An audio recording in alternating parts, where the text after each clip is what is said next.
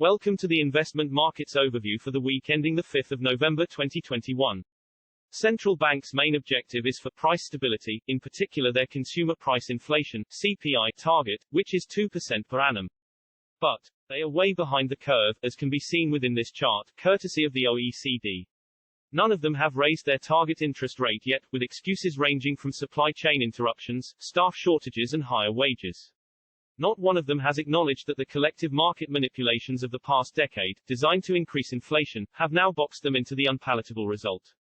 The overview includes the performance statistics for the main stock indices, which were mixed, as were the commodities covered and the cryptocurrencies. Whilst sovereign bond yields were lower across the board. Meanwhile, on the regional front, the Federal Reserve announced the long-awaited tapering of its market manipulations by monthly reductions of $10 billion Treasury securities and $5 billion for agency mortgage-backed securities.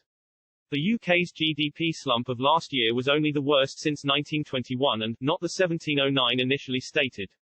Whilst out east, there is a great reminder of just how large China exposure is to the fortunes, or otherwise, to residential property. Last week's overview showed the price of crude oil and gold, with a question mark posed as to the transitory nature of CPI or otherwise. This week observes the Baltic Dry Index and the Commodities Research Bureau for further clues.